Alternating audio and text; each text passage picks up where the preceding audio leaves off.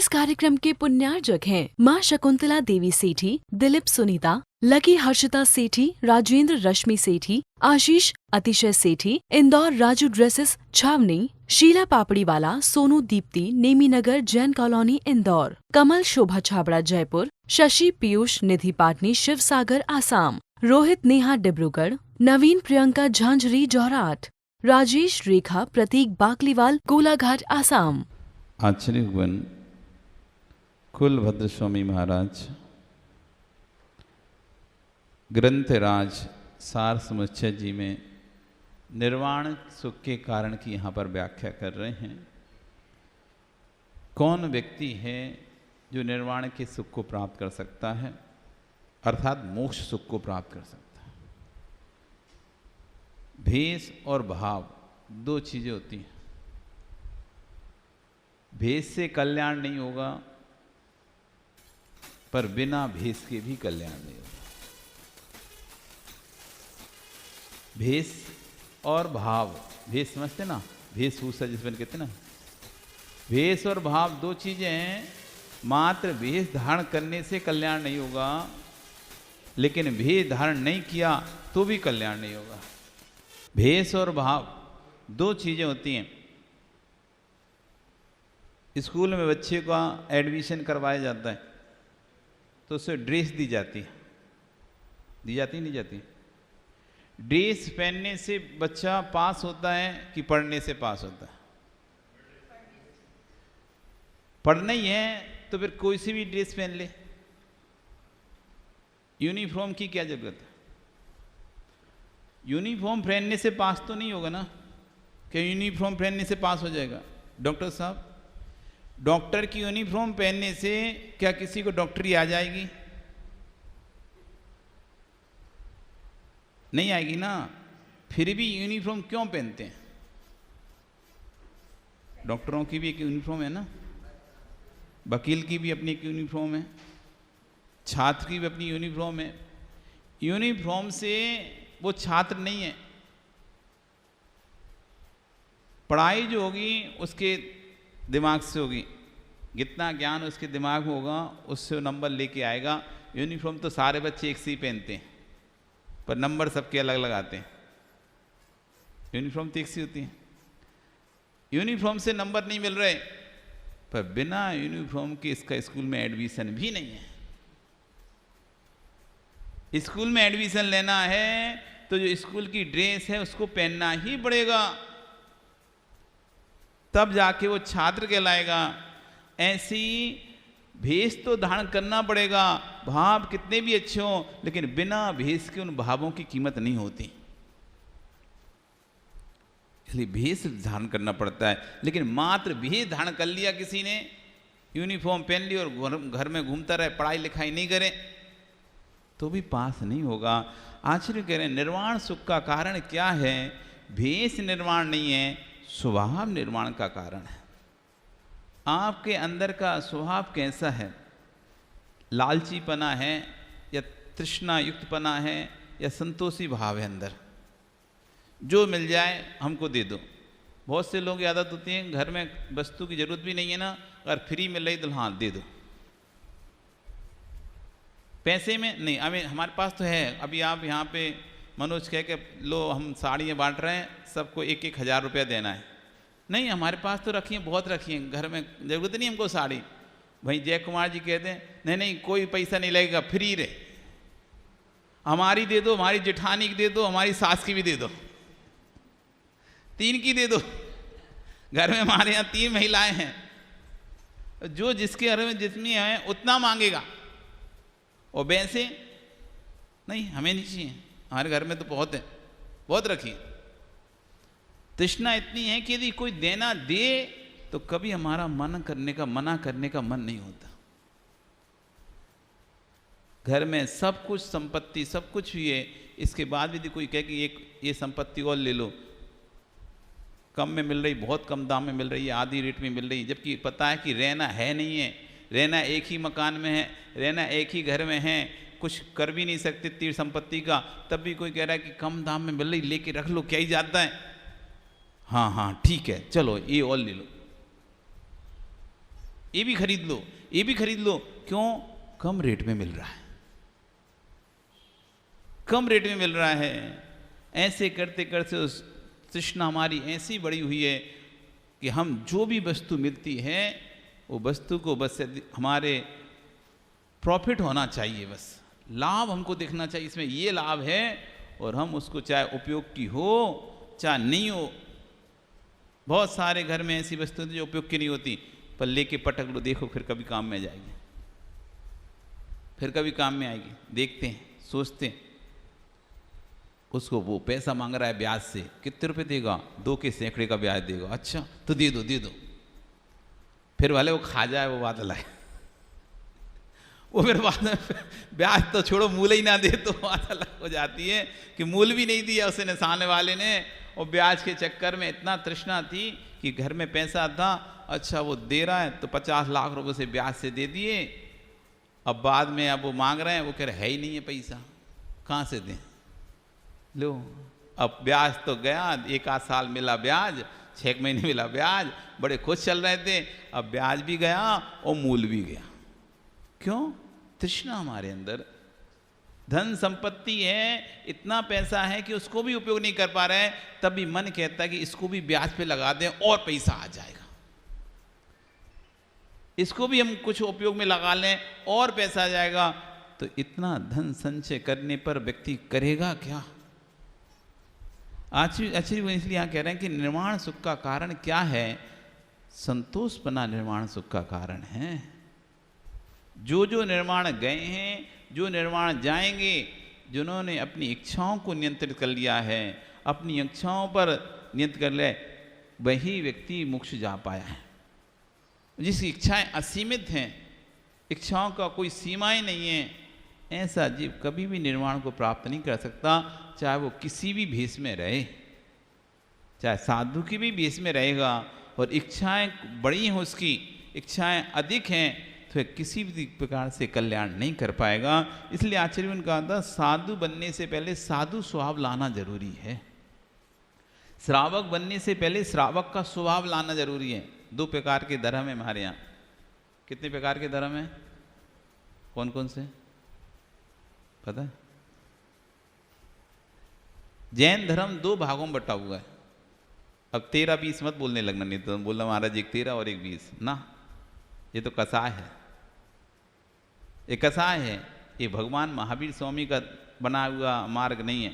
ना 13 ना 20 भगवान महावीर स्वामी ने कोई मार्ग नहीं बताया, ये हम लोगों ने कसाय के बनाए हैं मार्ग। पूजा पद्धति हमको जैसी अच्छी लगी, हमने वैसा पूजा पद्धति चला दी, और हम प्रभावी थे, प्रभावी होने से 4 फॉलोअर साथ में हो गए, तो प्रथा चल गई, परंपरा चल गई, और कालांतर परंपरा पंथ के रूप में बन गई। कोई प्रथा प्रारंभ जब चलती है तो 4 फॉलोअर होते हैं, फिर धीरे धीरे उसके फॉलोअर बढ़ते जाते हैं, और ऐसा लगता है ये तो प्राचीन काल से चली आ रही है। कोई प्रथाएं प्राचीन काल से नहीं चली आ रही हैं हमारे पास। भगवान महावीर स्वामी ने कोई प्रथाएं, कोई परंपराएं नहीं बनाई थी, उन्होंने सिर्फ धर्म का उपदेश दिया था। जीवों की कसायों ने ये पंथ बना लिए, जीवों की कसायों ने संतों में भेद कर दिए, जीवों की कसायों ने पंथों में भेद कर दिए, धर्म में भेद कर दिए। लेकिन धर्म के भेद थे ही ना 13 था, ना 20 था, ना सोनगढ़ी था, ना देवगढ़ी था, ना तारण, कोई धर्म में भेद ही नहीं था। धर्म तो एक अखंड था। भेद आ गए। धर्म के यदि वास्तविक भेद थे तो 2 भेद थे, बस 2 ही भेद थे धर्म के, एक मुनि धर्म, दूसरा श्रावक धर्म। कौन से भेद थे धर्म के? एक मुनि धर्म, दूसरा श्रावक धर्म। ध्यान अध्ययन करना मुनि का धर्म। क्या था मुनि का धर्म? ध्यान अध्ययन करना मुनि का धर्म था, और दान पूजा करना श्रावक का धर्म। इतना ही उपदेश भगवान ने दिया है। दानम पुखम पूया साव्याह धम्मो दानम झेणम अध्यम जदी धम्मो। दान पूजन करना ये श्रावक का धर्म है, और ध्यान अध्ययन करना ये मुनि का धर्म है। इतना भगवान ने उपदेश दिया है। अब दान पूजा कैसे करना, ये लोगों ने अपनी कसायों के हिसाब से अपने अपने हिसाब से पंथ बनाकर तैयार कर लिए। कोई ने इससे, कोई ने उससे, कोई ने उससे, सब अपने अपने अपने हिसाब से अपना अपना काम करते रहे। लेकिन भगवान ने कभी भी किसी भी उपदेश में ऐसा नहीं कहा ये पूजा पद्धति करो, ये पूजा पद्धति मत करो, ये पूजा पद्धति अच्छी है, ये पूरी। उन्होंने इतना ही कहा है दानम पूया मुखम साव्या धम्मो। श्रावक का धर्म है दान पूजा करना, मुनियों का धर्म है ध्यान अध्ययन करना। हो गया उल्टा, श्रावक तो लग गए ध्यान अध्ययन में, संख्या बढ़ती जा रही है, वे ध्यान अध्ययन में लगे हैं, स्वाध्याय बढ़ते जा रहे हैं, और मुनि बढ़ते जा रहे हैं पूजा पाठ में। यति का धर्म श्रावकों ने अपना लिया और श्रावकों का धर्म मुनि अपनाते जा रहे हैं। ऐसी पूजा करो, वैसी पूजा करो, ये करो, वो करो, अनेक प्रकार से इनमें लगे हुए हैं, जबकि ये काम था श्रावक का। और श्रावक अपना, महाराज जी हम तो बहुत ध्यान करते हैं। श्रावक ध्यान अध्ययन में लगे हुए हैं, पढ़ाई कर रहे हैं, स्वाध्याय कर रहे हैं, ध्यान कर रहे हैं, वही उनमें लगे। बदल ही गया है, स्वरूप बदल दिया। जो स्वरूप था वो स्वरूप भिन्न हो गया है। इसलिए आचार्य विनय कह रहे हैं कि स्वरूप को समझो, और कसाय में धर्म नहीं है, इस बात को पहले अच्छे से समझ लो, हृदय में बिठा लो। जहां जहां कसाय हो रही है वहां वहां धर्म नहीं है, जहां जहां धर्म है वहां वहां कसाय नहीं होगी। क्योंकि एक म्यान में एक ही तलवार रह सकती। क्षमा रहेगा तो क्रोध नहीं रहेगा। क्रोध कसाय है, क्षमा धर्म है। मान कसाय है तो मार्दव धर्म है। माया कसाय है तो आर्जव धर्म है। लोभ कसाय है तो शौच धर्म है। एक म्यान में एक तलवार।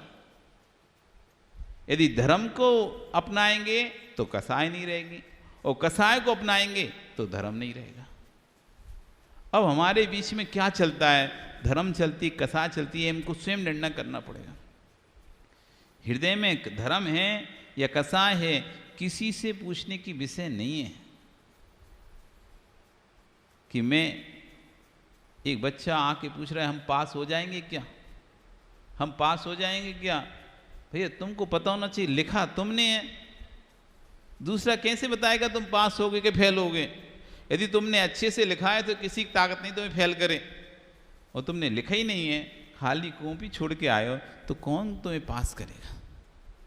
इसलिए किसी से पूछने मत जाओ। आचार्य कह रहे हैं कि मेरी क्या गति होगी, हमारी गति क्या होगी, हमारा अगला भव सुधरेगा कि नहीं सुधरेगा, मेरा आगे भव अच्छा रहेगा नहीं रहा, हमारा कल्याण होगा कि नहीं होगा, हमारा समाधि वर्ण होगा कि नहीं, हमारी सुगति होगी कि नहीं, किसी से मत पूछो, स्वयं से पूछो मेरे भाव कैसे चल रहे हैं।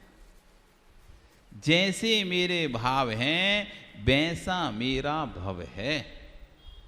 जैसे हमारे भाव हैं वैसा हमारा भव है।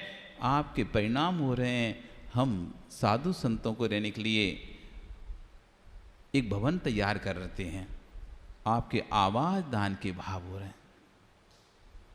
आपके अच्छे परिणाम हो रहे हैं कि हम कोई ऐसी व्यवस्था करें जिससे कभी साधु संत नगर में आए तो उनको किसी प्रकार की अध्यक्ष दिक्कत ना हो।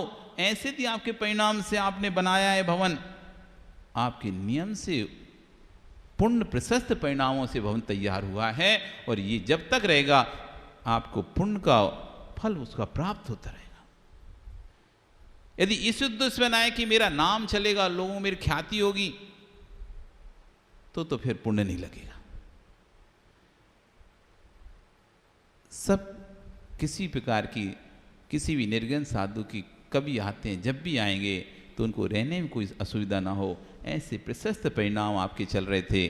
और आपने कहा नहीं, किसी की जरूरत नहीं है, मैं अकेला ही इसको तैयार कर दूंगा। संपत्ति का क्या है, खाया पिया बह गया। संपत्ति का आज है कल नहीं है। आज है, दो ही चीजें व्यक्ति को जिंदा रखती हैं, एक साहित्य और एक पुरातत्व। दो वस्तुएं व्यक्ति को जिंदा रखती हैं, एक साहित्य, एक पुरातत्व।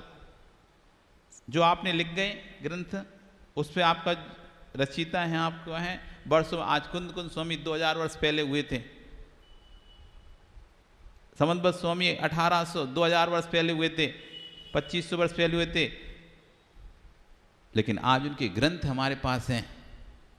तुम्हें याद है कि आचार्य कुंद कुंद नाम के भी कोई आचार्य थे, ऐसा नहीं कि और भी कोई आचार्य नहीं होंगे उस समय, बहुत आचार्य होंगे, लेकिन सिर्फ कुंद कुंद का नाम आता है, समंत स्वामी का नाम आता है, अकलंग देव, गिने चुने 10-50 आचार्यों के नाम आते हैं। क्यों? क्योंकि उनके साहित्य हमको मिलते हैं, उनके साहित्य मिलते हैं, इसलिए हम उनको पहचानते हैं। तो ऐसा तो नहीं कि 2000 साल में सिर्फ 50 ही आचार्य हुए होंगे।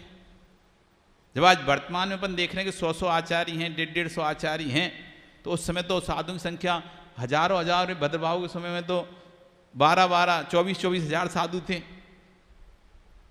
कितने कितने साधु रहे, तो कितने कितने आचार्य होंगे, कितने उपाध्याय होंगे, कितने मुनि होंगे, सब होंगे, लेकिन क्या सबके नाम हमको पता है?